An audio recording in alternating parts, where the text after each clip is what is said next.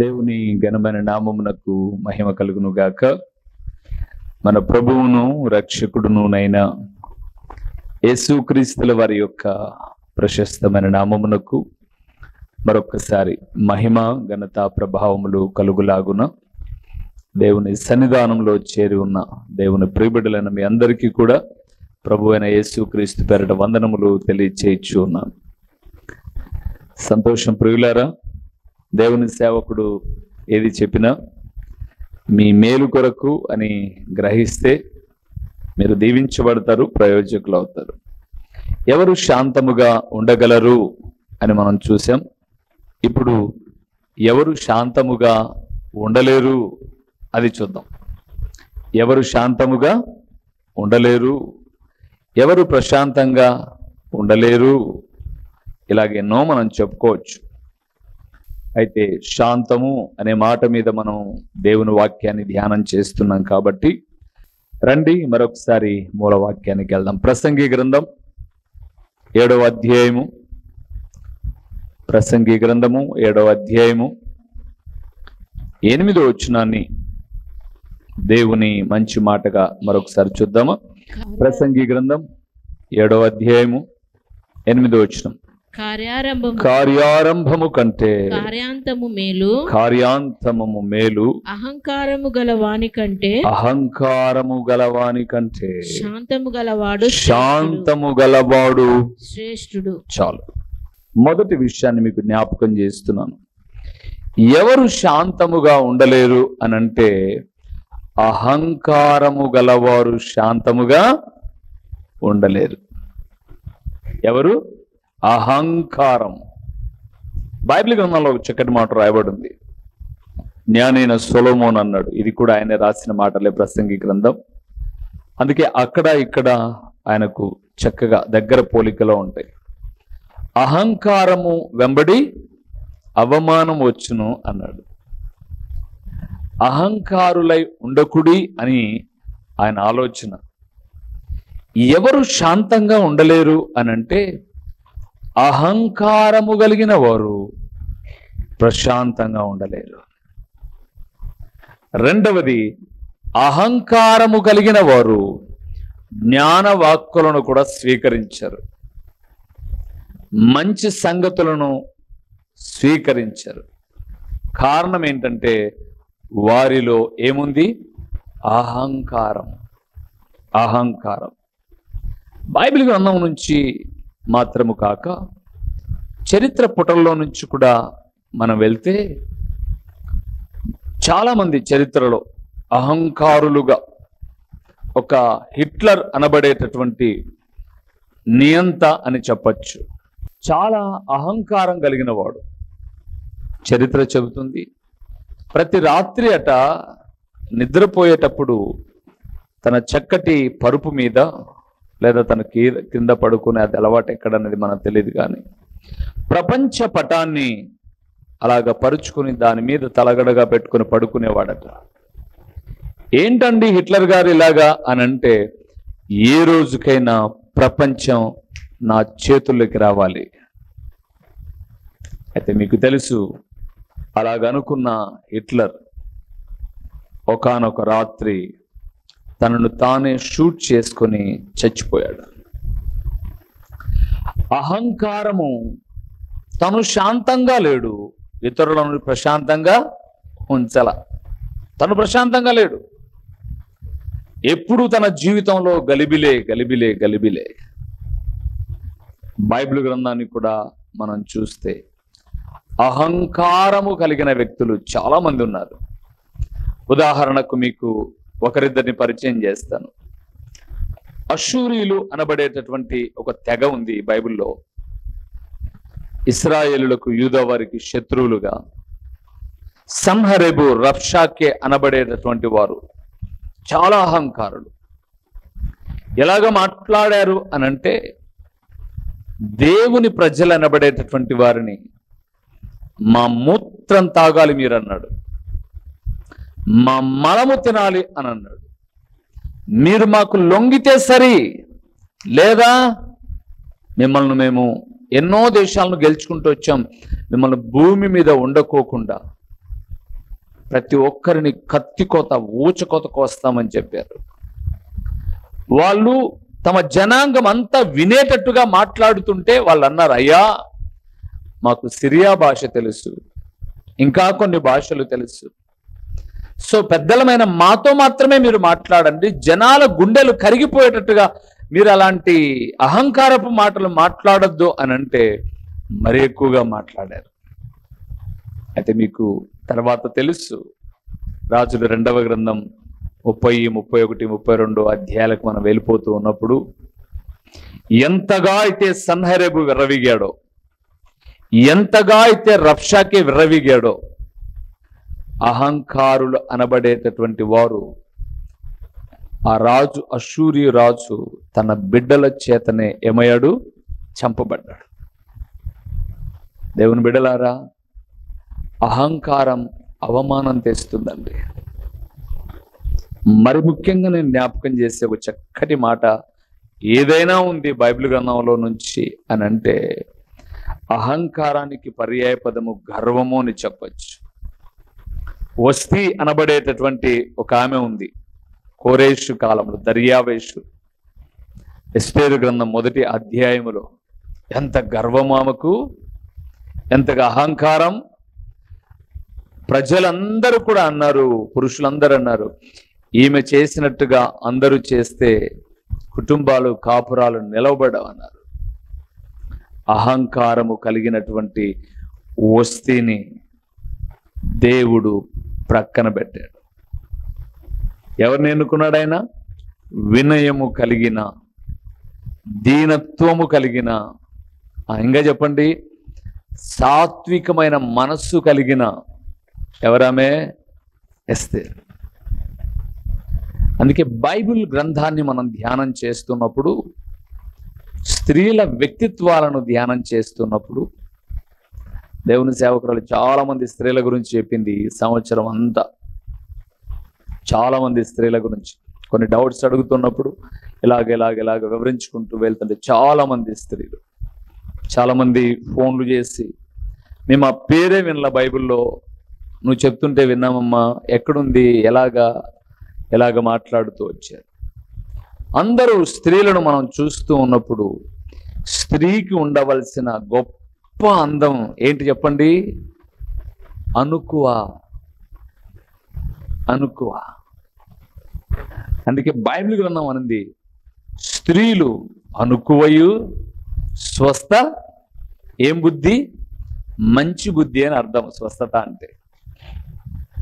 So అహంకారం ప్రశాంతంగా ఉండనివ్వదు. So రెండవది ఏముండనివ్వదో చూద్దామా? రోమీయులకు రాసిన పత్రిక 3వ అధ్యాయము 17, 18 వచనాలు చూద్దాం. ఎవరు శాంతంగా ఉండరో. రోమీయులకు రాసిన పత్రిక 3వ అధ్యాయము 17, 18 వచనాలు. శాంతి మార్గం వారెరుగరు, శాంతి మార్గము వారెరుగరు, వారి కన్నుల ఎదుట దేవుని భయము లేదు. రెండవది ప్రియులారా, దేవుని భయము లేని వారు శాంతంగా ఉండలేరు. ఎవరు వీరు? దేవుని భయము లేనివారు. ఎలాగుండలేరు? శాంతంగా ఉండలేరు. మీకు అర్థం అవడానికి చెప్తా. పాపభీతి, ఒక భయం, ఏమైపోతామో అని ఒక భయం, ఏం జరుగుతుందో అన్న ఒక భయం. ఎందుకు? దైవ భయము లేకపోవడమును బట్టి. అందుకే బైబిల్ గ్రంథాన్ని మనం చూస్తే ఆదిమ దంపతులుగా పిలువబడినటువంటి ఆదాము, అవ్వ ఏదేను వనంలో ప్రశాంతంగా ఉన్నారు. ఏ కొరత లేదు, ఏ కొదువ లేదు, ప్రశాంతకరమైన జీవితంలో ఉన్నారు. అపవాది వచ్చి అంటున్నాడు, ఇది నిజమా అని అడిగాడు అవ్వమ్మను. ఏంటి నిజమా అని అడుగుతున్నావు? అదే, ఈ తోట చెట్ల ఫలము అన్ని తినచ్చట, ఆ మధ్య ఉన్న మంచి చెడ్డలు తెలివినిచ్చే వృక్షము, జీవవృక్షము, ఆ ఫలము తినకూడదట, నిజమేనా? అవును నిజమే, తినకూడదు. ఎందుకు తినకూడదు? అది తింటే మేము చచ్చిపోతామంట అని. అపవాది అంటున్నాడు, మీరు చావనే చావరు. అంత మాత్రం కాదు, ఇది తిను దినమున మీరు దేవతలైపోతారు. ఆ మాట అనగానే అయిపోయింది. అందుకే మీకు జ్ఞాపకం చేస్తున్నాను ప్రియులారా, ఎంత అహంకారమైన ఉండు, ఈరోజు లోకంలో పురుషుల కన్నా ఎక్కువ బురిడి పడుతున్న వాళ్ళు స్త్రీలే. చాలా తొందరగా సాతానుడు మోసగించేస్తాడు. మిమ్మల్ని మెచ్చుకున్నారనుకోండి, గాల్లో తేలినట్టుందే అంటారు. కొంచెం గుచ్చుకున్నామనుకోండి, ముడసకపోయి ఉంటారటే. ఒక ఆకు ఉంది మీకు తెలుసా, అట్లా టచ్ చేయమనుకోండి గుజ్జు అంటే ముడుచుకుపోతుంది. అలాగా ఈరోజు స్త్రీలు చూడండి, ఎన్ని వార్తలు వింటున్నాం మనం. ఒక అమ్మంట విశాఖపట్నంలో 4 తులాలు దండ వేసుకొని ఇంటి ముందర బియ్యం చేసుకుంటే ఒకటి వచ్చి అన్నాడట, ఎంతకాలం 4 తులాలు వేసుకుంటావమ్మా? ఏం కావాలి? మేము చెప్పింది ఇంట్లో పూజ జరిపించుకున్నామంటే మీ ఇంట్లోనే ఒక మూల బ్రహ్మాండమైన బంగారు చెమ్ము పాతి పెట్టారు, అదంతా బయటికి తీస్తాం మేమన్నారు. అట్టనయ్యా రాయా రా, లోపలికి పిలుచుకుంది, కూర్చోబెట్టింది. అది తీయాలంటే ముందు నీ దండ తీసిడబెట్టు, చెమ్ములో పెట్టాడు. వాడు మాయమంత్రాలన్నీ చేశాడు. అమ్మా మేము ఎక్కడ పోం, ఇక్కడే ఉంటాం, లోపలికి వెళ్ళి నువ్వుల నూనె తీసుకురాపురంతా, దీని మీద మంత్రించేసి వెళ్తాం మేము అన్నాడు. ఆమె లోపలికి వెళ్ళి వచ్చేసరికి చుట్టి ఆ చెమ్ము లోపల ఉన్నటువంటి దాన్ని తీసి బ్యాగులో పెట్టుకొని దాంట్లో నకిలీది పెట్టి కట్టేసి అన్నాడు, 1 గంట తర్వాత తీ, 1 గంట తర్వాత కావాలంటే చూడు కదిలిచ్చాడు. ఆ గంట తర్వాత తీస్తే అదంతా కదే పగిలి భూమి పగిలి బయటకు వస్తుంది అన్నాడు. సరే అని చెప్పేసి గంట సేపు బియ్యం చేసుకోలే, నీళ్ళు పట్టుకోలే, ఏం చేసుకోలే. బహుశా పనులను కడిగిందో లేదో. గంట ఎప్పుడైతే దాన్ని చూసి అలారం పెట్టుకొని గంటకు అది పగల్లే, ఇది లోపల తేలేదు. పోలీస్ స్టేషన్కు పరిగెత్తుకుంటా వెళ్తే అయిపోయింది అప్పటికే. చాలా తొందరగా పురుషులు మోసపోరని కాదు, వాళ్ళు కూడా మోసపోతారు. అవ్వనింది, ఇది తింటే మనం చావమంట అంటే ఏంటి నువ్వు మాట్లాడేది? దేవుడు ఏం చెప్పాడు, నువ్వేం చేస్తున్నావు అని అనలా. అటనా అయితే నువ్వు దేవతవు నేను దేవుణ్ణి అని చెప్పి మనోడు రొంత కొరికాడు. వీళ్ళిద్దరిని బయట కట్టేశారు. చాలా మందికి ఊరికే వస్తుందంటే, లోకంలో నానుడు ఉంది కదండి, ఫ్రీగా వస్తుందంటే ఫినాయిల్ ఇంట్లో పోసుకుంటారా? ఏమబ్బా, మన మందిరంలో నతాన్లే ఉండలా ఉండలే మరి అంటారనమాట మీరు. అయ్యగారు కూడా ఒక చరిత్ర ఉంది. ఒకనొక దినాన పల్లెలో ఉన్నాం మేము. పల్లెలో ఉంటే ఒక బృందం వచ్చింది. అలాగ నడుచుకుంటూ ఆ బంగారు అద్దినటువంటి మేక పడేశారు. పడేస్తే వేస్తూ ఆయన వచ్చేసరికి ఇంకొకటి వచ్చి టక్కని తీసుకు నాదంటే నాది అని అన్నారు. మనకు గొడవ వద్దు, పక్కకు పోయి మాట్లాడుకుందాం రా, పక్క పదం. చూడు, ఇది ఎక్కువ తక్కువ 10 తులాల పైన ఉంది. ఇప్పుడు మనం శరీసగం తీసుకోవడానికి టైం కాదు. ఈ 10 తులాలు నీ దగ్గర పెట్టుకో, నీ ఉంగరం ఉండలే నా దగ్గర ఉంది. రేపు మళ్ళీ ఇదే టైం ఇక్కడ కలుసుకుందాం మనం. అప్పుడు బంగారు షాప్కి వెళ్ళి, లేకపోతే అప్పుడు ఎందుకు రా, ఇప్పుడే పోదాం రా అనొచ్చు కదా. ఇంటికి వచ్చి మా నాయనకు బంగారు కమ్మి అన్నాడు. బంగారు కమ్మినేనా అన్నాడు. బంగారు కమ్మి 10 తులాలు ఎంత తూకం ఉంటుంది?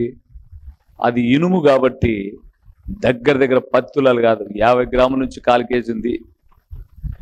లాస్ట్కు తీసుకొని వచ్చి దాని బంగారు అనబడే వాళ్ళకి చూపిస్తే ఇది ఇనప కమ్మి అని అన్నారు. మోసగిచ్చేవాడెవడు? అపవాది. వాడు ఎవరినైనా వాడుకుంటాడు, గుర్తుపెట్టుకోండి. ఈరోజు స్త్రీలు చాలా తొందరగా అట్రాక్టివ్గా, అందుకే ఎప్పుడు కూడా నేను జ్ఞాపకం చేస్తాను, దాంపత్య జీవితంలోని బలహీనతలు మీరు కొట్టుకోండి, తన్నుకోండి, వచ్చి సేవకుని దగ్గరకు వచ్చి ప్రార్థన చేయించుకోండి, ఓకే. కానీ భార్యగా నీ భర్తను ఎక్కడ కూడా నువ్వు తక్కువ చేయకూడదు. అట్ ద సేమ్ టైం నీ భర్త బలహీనతలు ఎవరి దగ్గర మాట్లాడకూడదు. అదే సమయంలో భర్తగా నీ భార్య బలహీనతలు ఇంకొక స్త్రీ దగ్గర మాట్లాడకూడదు. స్త్రీగా నువ్వు ఇంకొక పురుషుని దగ్గర నీ భర్త గురించి మాట్లాడకూడదు. పురుషుడిగా నీ భార్య గురించి ఇంకొక దగ్గర మాట్లాడకూడదు. మాట్లాడావు అని అంటే అపవాది చొరబడి జీవితాలను తారుమారు చేస్తుంది. దేవుని భయము లేని అవ్వ ఏమైంది? తినేసింది. ప్రభు వచ్చి మాట్లాడుతున్నాడు, ఆదాం ఎక్కడున్నావు అని అంటున్నాడు. ఏనంటాడు, నీ స్వరము విన్నప్పుడు నేను ఎక్కడ దాక్కున్నాను? చెట్ల చాటున అన్నాడు. నేను తినద్దన్న తిన్నావా? ఆయన తప్పైపోయింది అని అంటే మీరు గుర్తుపెట్టుకోండి, నేనైనా మీరైనా తప్పు చేశామా వెంటనే సరెండర్ అయిపోవడమే. ఎస్, పొరపాటమ్మా, పొరపాటు, దీన్ని నేను కరెక్షన్ చేసుకుంటా అని అన్నామనుకోండి, బహుగా దీవించబడతాం మనం. కానీ మానవ నైజం ఏంటంటే వెతుకుతారు. నేను నిన్న అన్నతో మాట్లాడుతూ, ఒక దైవజనుడితో మాట్లాడుతూ, వాళ్ళ అబ్బాయి ఇంటర్మీడియట్ సెకండ్ ఇయర్ చదువుతున్నాడు. అన్న వేరే చోటుకి సువార్తకి వెళ్ళి వచ్చేసరికి ఆ అబ్బాయి ఇంటర్కే బాగా లావు ఎత్తు ఉన్నాడు, చక్కగా గడ్డం వచ్చేసింది. వాడికి ఇలాగా ఉంటే వాడేం చేశాడు, ఇటు నుంచి ఇక్కడ దాకా మాత్రమే పెట్టాడు, ఇదంతా తీసేశాడు. ఇంటికి రాగానే వాళ్ళ అమ్మని, ఏంట్రా నువ్వు చెప్పేది, ఏంట్రా నువ్వు చేసేది, నీ ముఖం ఎలాగుందో తెలుసా, ఫస్ట్ లేదు క్లీన్ చేసుకో. ఊరుకో మమ్మీ, నువ్వు ఎంతమంది పాస్టర్లు ఇలాగ పెట్టుకున్నాడు తెలుసా, యూట్యూబ్ ఆన్ చేసి చూపిస్తా అని అన్నాడు. నువ్వు వినవు, మీ నాన్న వస్తాడు. వచ్చాడు. అన్న రాగానే ఏంటంట, నీ కుమారుడు ముఖం ఎలాగుందో ఒకసారి చూడు అంటే, ఏమైంది నాయన అంటే, ఏం లేదులే నాన్న, ఏం లేదు నాన్న అంటున్నాడు. తీరా ఏంటో అని అంటే తీశాడు. ఏంట్రది? బైబిల్ ఏం చెప్తుంది? గడ్డము పక్కల కొరుకుకొని ఇలాగ పెట్టుకోకూడదు అని ద్వితీయోపదేశ కాండంలో లేదా? డాడీ నాన్న ఏంటి మీరు మాట్లాడేది? ఎంతమంది పాస్టర్లు ఇలాగా వాక్యం బోధిస్తున్నారు, పాటలు పాడుతున్నారు, మీరు నన్ను అంటారేంటి అని అన్నాడు. నాయనా, వాళ్ళందరూ ఫేక్ అయి ఉండొచ్చు, అయినా నువ్వు ఒప్పుకోవు కాబట్టి నీకు ఒక మాట చెప్తా. మీ నాన్న కూడా ఒక పాస్టరే, మీ నాన్న కూడా ఒక పాస్టరే. మీ నాన్న నువ్వు పుట్టినప్పటి నుంచి ఎప్పుడైనా హెయిర్ స్టైల్లో, లేకపోతే సేవింగ్లో, డ్రెస్లో అలాగే ఎప్పుడైనా కనపడ్డా? లేదు నాన్న. మరి మీ నాన్నను పోలి నడుచుకుంటావా నువ్వు ఇంకొకరు అదర్? 2 రోజులు ఉండి తీసేస్తాలే నాన్న. 2 రోజులు కాకపోతే 2 నెలలు పెట్టుకో. వాక్యానికి భిన్నము అని చెప్పాను, నువ్వు వినడం వినకపోవడం. రేపు మందిరంలోనికి వెళ్ళినప్పుడు అందరూ నన్ను ఇద్దరిని చూస్తారు, నీ ఇష్టం అనని అన్న వాష్రూమ్కి వెళ్ళి స్నానం చేసి అలాగే బయటకు వచ్చేసరికి చకచక పైకి వెళ్ళేసి రేజర్తో మొత్తం క్లీన్గా చేసుకొని వచ్చేసరికి, డాడీ అంతా క్లీన్ చేసేసుకున్నాను, ఓకేనా అన్నాడట. దగ్గరకు పిలిచి, మై సన్, నువ్వు పోలి నడుచుకోవాల్సింది నీ స్థానిక కాపరి, రెండవది నీ కన్న తండ్రి. కాపరి నేనే, తండ్రిని నేనే. ఆదాం ఏమంటున్నాడంటే, నీవిచ్చిన ఈ స్త్రీ అన్నాడు. నేను తప్పు చేశానంటే బాగానే ఉంటుంది, ఒప్పుకోం కదండి మనం. ఇప్పుడు నేను చెప్పాను కదా, మీరు ఒప్పుకోరు, నాకు తెలుసు. ఎందుకు ఒప్పుకోరంటే పై మాట మీకు బాగా సూట్ అవుతుంది కొంతమందికి. మేమేం తక్కువ, నాగా నువ్వెవ్వరికి తక్కువ కాదు, తవ్వుకుంటున్నావు అంతే నువ్వు. అందుకే మాట్లాడుతున్నాడు, దేవుని భయము లేనటువంటి ఆదాము అవ్వను ఏదేను వనము నుంచి దేవుడు ఏం చేశాడు? తోలేశాడు. ఇక్కడ ప్రశాంతంగా ఉన్నారు, బయటికి వెళ్ళి ఏం చేస్తున్నారంటే ఇప్పుడు చెమట కారుస్తున్నారు. ఆ అవ్వ వేసిన ఆ విష బీజం, మీరు బాగా గమనించండి, అవ్వ వేసిన ఆ విష బీజం తొలి సంతానంగా బయటకు వచ్చింది. తొలి సంతానంగా ఎవరు? కయ్యేను. అందుకే ఓర్వలేని వాడే తన తమ్ముడిని ఏం చేశాడు? చంపాడు. దేవునిని ఓర్వలేని సాతానుడు కుటుంబాల మధ్య చిచ్చు పెడితే ఆ బీజం ఒక వృక్షమై తమ్ముడినే చంపడానికి కారణమైంది. ప్రభునందు ప్రియులారా, దేవుని భయము లేని బయటకు వచ్చి కయ్యూను దేశదిమ్మరయ్యాడు. ఆదాము అవ్వలు జీవితాంతం చెమటోర్చి వారి బ్రతుకు 1000 సంవత్సరాలు. ఒక దినం ఆయన దృష్టికి ఎన్ని దినాలు? 1000 దినాలు. ఒక్క రోజులోనే చచ్చిపోయారని చెప్పచ్చు మనం. తిను దినమున చచ్చుదువు అన్నాడు. ఇప్పుడు మీరు అడగచ్చు, తింటే చావలేదే అని. ఒక దినానికి 1000 రోజులు ప్రభు దృష్టిలో అయితే వాళ్ళు బ్రతికింది 900 చిల్లర అంతే. ఆ ప్రకారంగా ప్రభు దృష్టి ప్రకారంగా ఒక్కరోజు కూడా వారు భూమి మీద బ్రతకనట్టే. దేవుని వాక్యము చాలా గొప్పది. అందుకే అహంకారము కలిగిన వారు క్షేమంగా ఉండరు, దేవుని భయము లేని వారు క్షేమంగా ఉండరు. మూడవది ఎవరో చూద్దామా? యెషయా గ్రంథం 59వ అధ్యాయము చదువుదాం. 59వ అధ్యాయము 8వ వచనాన్ని చూద్దాం. 59:8 వచనం. 59:8. శాంతవర్తనము వారెరుగరు, వారి నడవడులలో న్యాయము కనబడదు, వారు తమ కొరకు వంకర త్రోవలు కనిపించుకొనుచున్నారు, వాటిలో నడుచువాడెవడును శాంతి నొందడు. మూడవది వంకర త్రోవలో నడిచేవారు. అంటే వాక్యానికి భిన్నమైన దారిలో నడిచేవారికి ఏముండదు? శాంతం ఉండదు. వాక్యపు త్రోవలో నడిస్తే ప్రశాంతతే.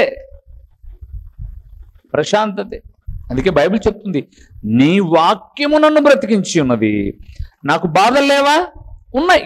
కానీ నా బాధలో కూడా నీ వాక్యము నాకేమిస్తుంది? శాంతి ఇస్తుంది. దేవుని బిడ్డలారా, శాంతిని దయచేస్తుంది. అందుకే ఇక్కడ చూస్తే వారి నడవడలలో న్యాయం కనబడదు అన్నాడు 2వ లైన్లో. వారు తమ కొరకు వంకర త్రోవలు కల్పించుకుంటున్నారు కాబట్టి వాటిలో, ఆ వంకర త్రోవలలో నడిచేటటువంటి వారికి ఏమి లేదు? శాంతం ఉండదు. వాక్య త్రోవలో నడిచే వారికి శాంతం ఉంటుంది.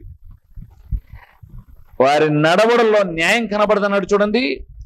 న్యాయానికి భిన్నంగా నడిచే వారి నడవడిలో శాంతం ఉండదు. అందుకే దేవుని వాక్యం సెలవిస్తుంది, మన త్రోవ చక్కనిదై ఉండాలి. మనము నేనే మార్గము అన్న ప్రభు మార్గంలో నడవాలి. ప్రభు ఆలోచన గుర్తెరిగి నడవాలి. ఆయన అడుగు జాడల్లో నడవాలి. దేవుడు సంతోషిస్తాడు, సంతోషిస్తాడు. అందుకే మీకు జ్ఞాపకం చేస్తున్నాను, పౌలు భక్తుడు అన్నాడు, నేను క్రీస్తును పోలి నడుచుకున్నట్లుగా మీరు నన్ను పోలి నడుచుకునండి.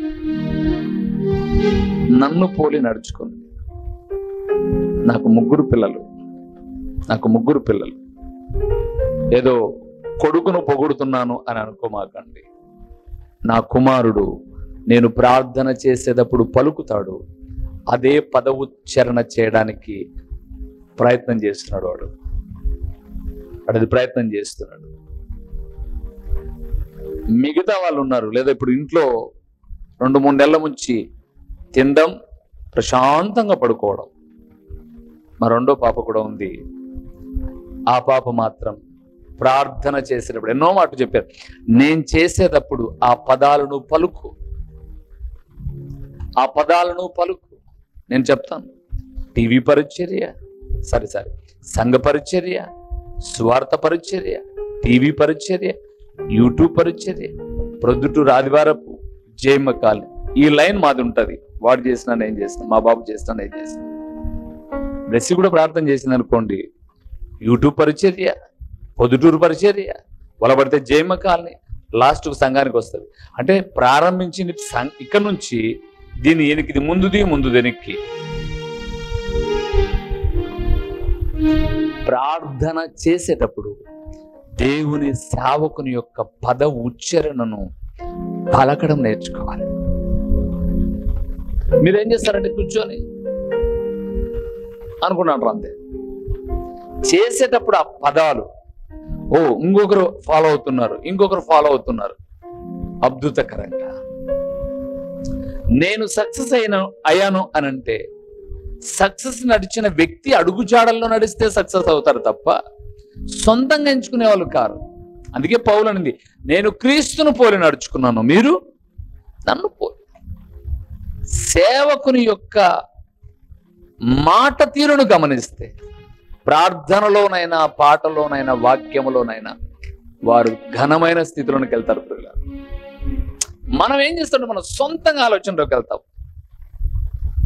అప్పుడు మనం ఖచ్చితంగా మీకు అర్థం కావడానికి చెప్తాను, ఒక ఉపాధ్యాయుని యొక్క ఆలోచన విధానం, ఆయన చెప్పిన లెసన్స్ చాలా జాగ్రత్తగా ఫాలో అవుతే ఖచ్చితంగా స్టూడెంట్స్ సక్సెస్ అవుతారు. ఎవరు శాంతం లేకుండా ఉంటారు అంటే, మొదటిది మనం చూసాం, అహంకారం కలిగిన వాళ్ళు శాంతంగా ఉండరు, దేవుని భయం లేని వారు శాంతంగా ఉండలేరు, వంకర త్రోవలో పోయేవారు శాంతంగా ఉండలేరు. 4వది, అధిక కోపం కలిగిన వారు శాంతంగా ఉండలేరు. ఎవరు వీళ్ళు? అధిక కోపం. భార్యాభర్త పోట్లాడుకుంటూ ఉంటారు. ఫర్ ఎగ్జాంపుల్, వీనికి కోపం వచ్చింది, టీవీని ధనాన్ని పగలగొడతాడు. ఒరే పనికి వాళ్ళ రిపేర్ చేసుకోనికే 1000-1500 అవుతుంది, పగలగొడితే పనికి వస్తుంది? అది ఇంకా పగలగొడితే పనికి వస్తుందా? పనికి రాదు. కొంతమంది చేతిలో ఏదుంటే అది దబేలమని విసురుతారు. కోపమును మించిన క్రోధం. ఇంకా మీకు చెప్తాను తల్లులారా, మీ పిల్లలు మీతో మాట్లాడేటప్పుడు వాళ్ళను నువ్వు ఏదో అన్నావు, అమ్మగానో నాన్నగానో అన్నావు, వాడు వెళ్తూ వాకిల్ని దబేలని తంతాడతే. నీకు అర్థమైందా? ఆ తన్ను ఎవరికని? అది నిన్ను తన్నలేక, అమ్మగా నిన్ను తన్నలేక, నాన్నగా నిన్ను కొట్టలేక వాకిల్ని తన్నాడు. నువ్వు కంట్రోల్ చేసుకోవాల్సిన బాధ్యత ఉంది. శాంతము ఎక్కడ ఉండదో, ఈ 2 సందేశాలలో శాంతము మీ దగ్గర మాత్రమే దొరుకుతుంది. ప్రశాంతతకు భిన్నమైన జీవితం అపవాదిది అని తెలుసుకున్నప్పుడు, నాయనా నేను ఈ వాక్యమైన బిడలు మీ ద్వారా దొరికే వాటిని స్వతంత్రించుకోవడానికి, ప్రశాంతకరముగా మీ సన్నిధి చేరడానికి మీరు సహాయం చేయండి తండ్రి. ప్రకటించబడిన ఈ పరలోకపు సంగతులు వ్యర్థముగా పోకుండా సారవంతమైన నేలను పడిన విత్తనము వలె 30దంతలుగా, 60దంతలుగా, 100అంతలుగా ఫలింపచేసి మీ ఘననామానికి మహిమ, ఘనత, ప్రభావములు మీరు కలుగు చేసుకునమని ఎంతైనా నమ్మదగిన దేవుడవని మీకు స్తుతులు చెల్లించుకుంటూ యేసు నామములో అడిగి పొంది ఉన్నాము తండ్రి. ఆమేన్. మా చిరునామా దైవజనుడు బ్రదర్ ఓ రూబేన్ గారు, క్రీస్తు ప్రార్థనా మందిరం, డోర్ నెంబర్ 1-10-386, నగరిగుట్ట, పులివెందుల, కడప జిల్లా. మీ ప్రార్థనా అవసరాల కొరకై సెల్ నంబర్ 9989067409.